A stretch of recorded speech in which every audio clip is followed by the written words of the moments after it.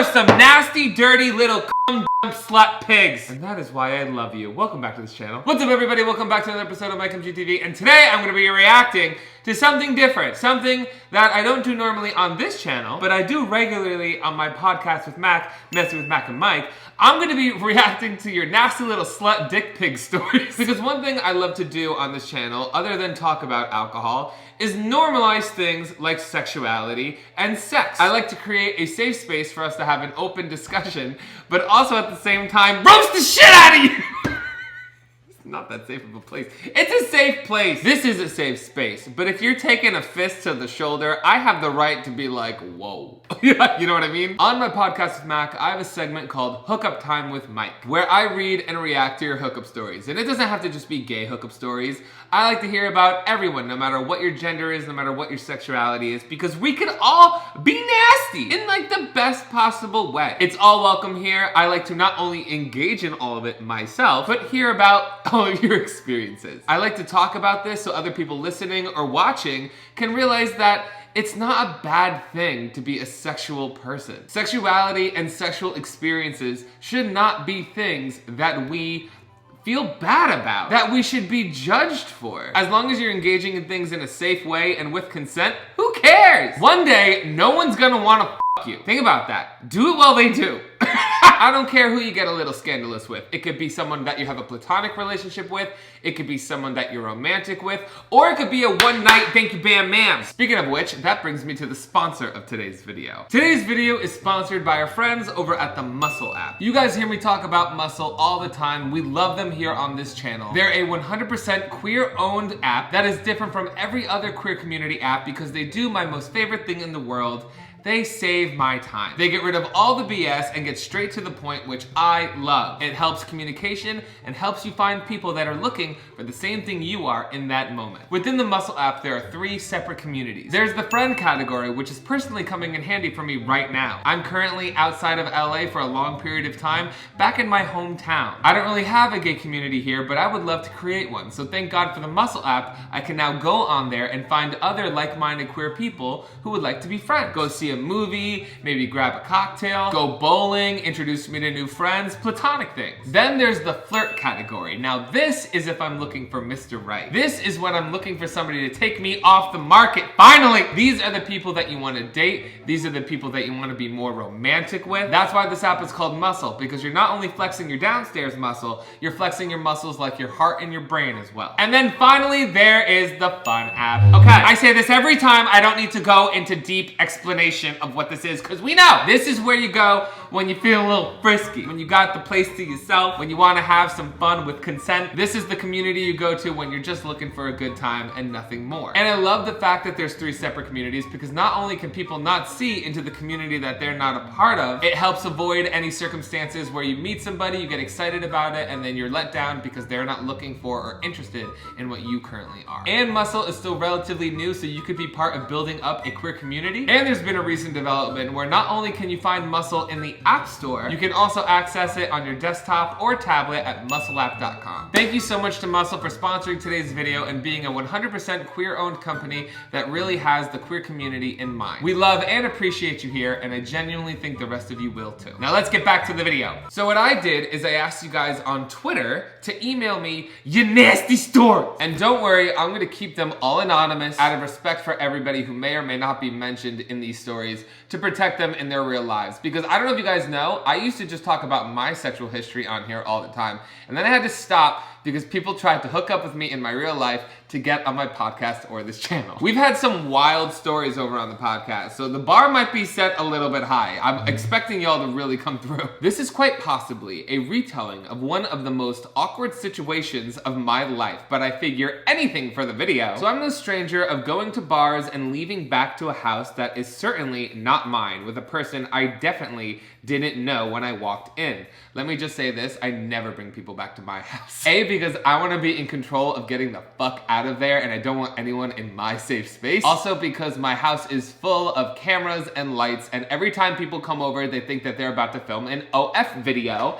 And I don't do, if I did, I would be much more rich. I get asked all the time, when are you gonna make an OF? God, if you want to see my dick, just be of age and ask in person. One night, a few years back, I ended up going back to a girl's place. Is this a lesbian story or a straight story? They didn't mention. We were making out and she was the first one to strip. Once her shirt was off, my eyes were immediately directed to a very prominent swastika tattoo on her upper hip. Every time it's Nazis. The same thing happened last time. The same thing happened last time. Every time it's Nazis.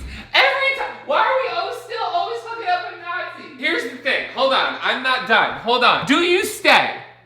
Because right then and there, I would probably leave. Like, it's one thing if you get dick down or puss down. How do you, like, lesbians, what do you call it? The puss down? Drop that puss down low. Like, if you hook up with somebody and then you see the tattoo afterwards, which I don't know how that would happen. Maybe the lights were off, I don't know. But if you see the swastika first, like if I'm about to read that you saw this swastika tattoo and kept going, now I have to judge you both. Now, I'm obviously not a fan of neo-Nazis. Okay, good. Thank God. But it's midnight and I'm horny, so not it, because I know where this is going. So for a split second, I consider simply ignoring the tattoo entirely and continuing. Until I realize I'm going to be the next person to strip. And considering the fact I have a very prominent large Jewish star tattoo on my chest!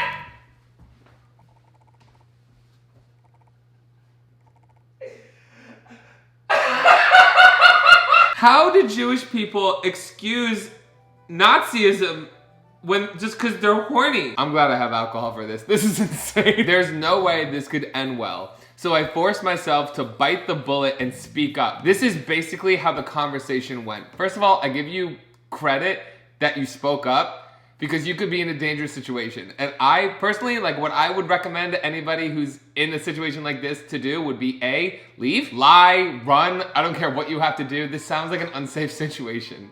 So I would say first and foremost, leave. But if you want to be petty and fight, I hope there's cameras there to make it a reality show. Me, is that a swastika tattoo? Her, yeah, why, do you have a problem with that? Me, well, I am Jewish, so her, you're kidding. Me, not at all. Isn't it funny how prejudice works? Isn't it funny that you have this idea that this group of people are so terrible, but if you didn't know beforehand, you would do something intimate like sleep with them. Just confirming why the idea of being prejudiced to anyone about anything is absolutely ridiculous. The longest moment of silence in my entire life. Me, this isn't gonna work out, is it? Her, yeah, no. I can't believe you even asked. I cannot believe there was even a discussion. I'm not even mad that this isn't even a hookup story, because this is juicy tea, bitch. And after that, I promptly grabbed my shoes and left. Although the experience shook me up a bit, and I was happy I wasn't chased out with a gun, mans was still horny, so I was off back to the bar in an instant. Back at the bar, I score a guy this time, and managed to have him get us a ride back to his home. Oh, so it's a bisexual. You don't need any details, but the mission was accomplished this time. Wrong! That's the whole point. I 100% need the details. I didn't spend a long time around the next morning, but as I was getting dressed, I did happen to notice the Nazi flag hanging up on the guy's wall.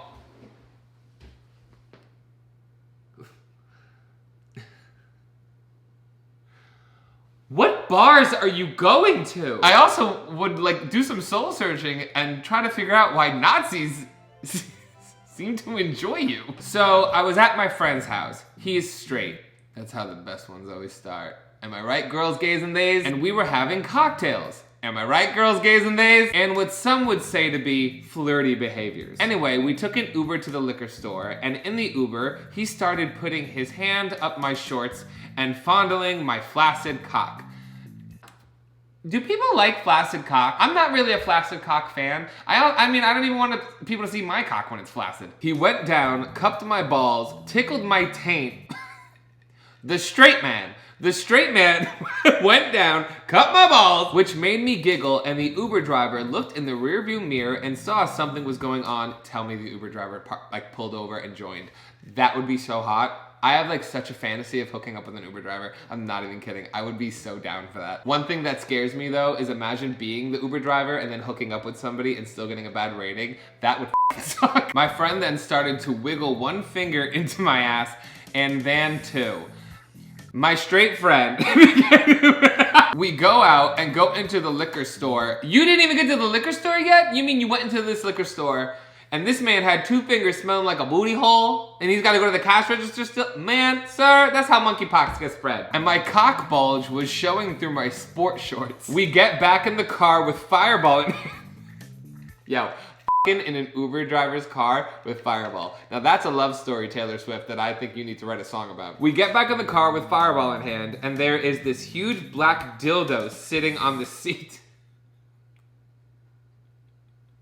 Excuse me? The Uber driver looked back and said he would pay us to start messing around.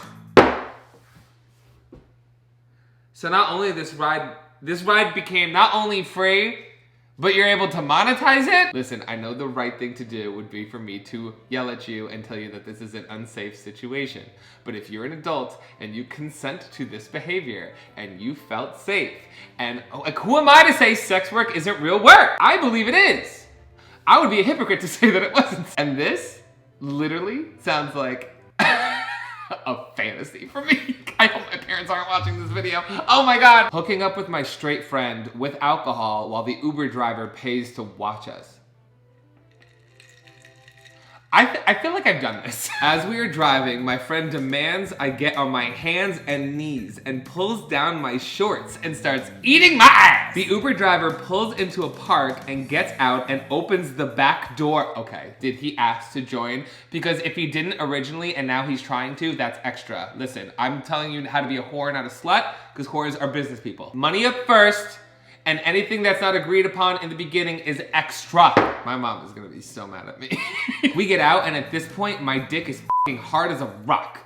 We go into the woods with the dildo, and I go on the ground, and he continues to eat my ass. In the woods? Yo, queers be dangerous as hell. Think about what we do. This is why Jeffrey Dahmer got away with so much shit. We be doing stuff without telling anybody where we're going, because we can't, okay? That's not our fault. Society has to change its shit so we can be more open and honest to protect ourselves. But you're going into the woods with a stranger to perform sexual acts for money.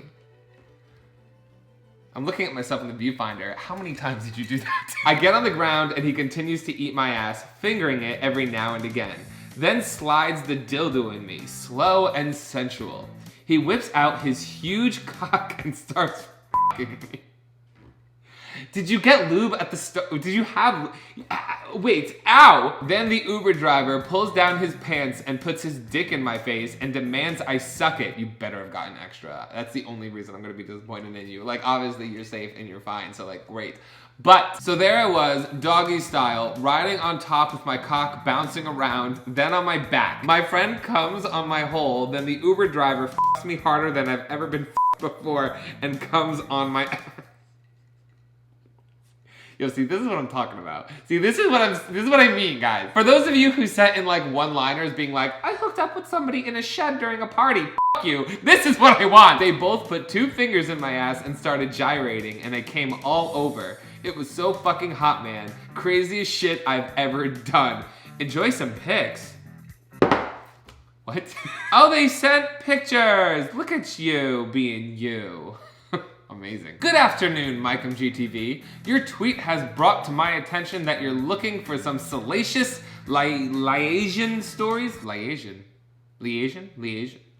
I'm thinking of libation. I'm like, is it talking about alcohol? It was around early fall of 2016 and late in the evening. I was browsing an app, not really knowing what I was looking for that night. Interrupting my browsing was a message from an anonymous profile asking if I was interested in a good time. I was feeling frisky, he was close by, and I loved myself a little less that night, so I agreed. Yo, the way I empathize. Jesus Christ. That's what I mean. Like, when I meet people and they try to say like they've hooked up with me and use it as a flex, I was like, A, was I on drugs? Because that's not a flex. And B, how sad was I? Because that's also not a flex. You want to brag about hooking up with somebody? Hook up with them when they're sober and happy. This just got dark. Around 10 minutes later, I was at the apartment building door, buzzing to be let in. He responded with the apartment number and that I needed to fetch him from the living room. He unlocked the door and up I went. Oh, so is this like in a city? The city was always really sketchy hooking up with people because you gotta go up like apartments, like these weird like apartments. And I would always hate when there wasn't an elevator because then you gotta walk upstairs and when you get there, you're out of breath and it's embarrassing. When I arrived to the apartment, he left the door unlocked, so I let myself in. I always felt so awkward when they would do that. That's like a thing. That's like a thing that people think is hot. Like doors unlocked, I'm gonna be hole up and ready. I walked into the living room only to discover around 7 men perched on the couch and love seat. Okay, this I do not like. Just be honest with me about the situation I'm walking into. Whenever you hook up with somebody online or whatever, you should always be completely honest about whatever situation you are planning for the night. Because for the most part, I probably will be down for it, but I need to mentally prepare myself for whatever the situation is. And that's common courtesy and respect for the other person. Because you could shock them and stimulate them? Since it was an anonymous profile, I didn't know which man it was at first until he stood up. Despite my discomfort with the group of men there knowing why I was there, he was surprisingly attractive, and I still loved myself less. So I let him lead me to the bedroom. Oh my God. This is like when you have a hookup come to the after party. That's what this is. You're inviting a hookup to the after party. That's so shady. Upon reaching the bedroom, he immediately began kissing me instantly, all the while beginning to remove my clothes. At the moment, I realized 2 things. Firstly, that he had very recently imbibed on recreational opiates. Did his mouth taste like something? Maybe it's something that he put up his nose and then it dripped out. Okay. All right, we're here. All right, I got you. Do straight people do this? Like, do straight people watching this, does this happen for anyone else? Because these stories are so f***ed up, and also I'm sitting here like, same. And I'm assuming that a lot of queer people reading this or watching this will be thinking, same. I want to hear somebody at a wedding be like, Jason, I cannot believe that this is our special day. Who would have known that 7 years ago, when I walked in on you and 10 other men after you just did blow for 3 hours and then f***ed me raw on your floor in your bedroom, that we would be here today. That's a gay fairy tale. Yeah, we'd be lucky if they called us back. And secondly, the door was wide open for the rest to hear and possibly see. Yeah. If a man's inviting you to hook up at the after party, even everybody else at the after party is planning on joining, or they want to watch. And that's why they need to tell you so you know what you're walking into. Because if you know that beforehand, you have to be okay with those 2 facts. By that time, I was so heated that I didn't care either way. We were naked and I could see that he was both well-toned and had at least 8.5 to 9 inches. At first, I pleasured him orally, being so aroused that I took all of him with great ease. I'm not sure how long...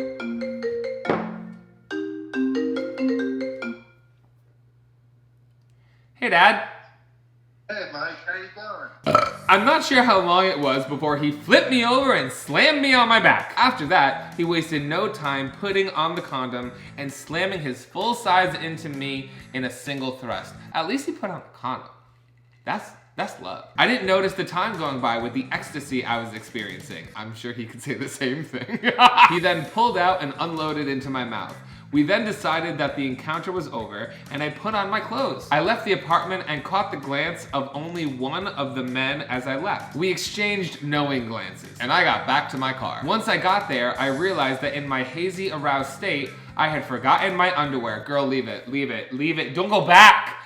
It's just underwear, girl. Marco down the street. Go home. I decided that I wasn't going back for it and went home. Proud of you, okay? We have good decisions today. I'm proud of that. So what did we learn here today, everybody? Don't hook up with Nazis. Have a little backstory before you go back to hook up with somebody. As long as you feel safe and consent is giving, have whatever kind of wild time you want. I suggest letting someone know where you are so you are always safe and people are checking up on you. Always let people know what situation that they are walking in on so they are not shocked and they can mentally prepare for whatever experience is about to happen. And finally, wash your dick or your pussy or your ass. Just wash yourself. Don't be nasty. Make it an enjoyable experience so people will want to come back. Anyway, thank you guys so much for watching this video. And again, I would like to give a special thank you to Muscle for sponsoring today's video. Again, guys, don't forget, a link is in the description below if you want to go and check them out. And who knows, you might find me on there. I'm not always in LA. Right now, I'm over in Jersey. And honestly, I would love more queer friends. So who knows, if anybody's in New Jersey and you're on Muscle, you might end up running into me. Thank you so much to my patrons over on patreon.com/MikeMGTV, especially the barflies and regulars. You guys help support this channel and make it possible for me to continue doing. And thank you to this special person for retweeting my last video on Twitter. If you would like a shout out in one of my videos, be sure to retweet them when they come out. And if you would like any extra content, don't forget to check out my podcast with Mac, Messy with Mac and Mike. We go live every Wednesday where I do this segment over on there all the time. If that's all, thank you guys so much for watching. As always, I'm MikeMGTV, and you're f***ing welcome.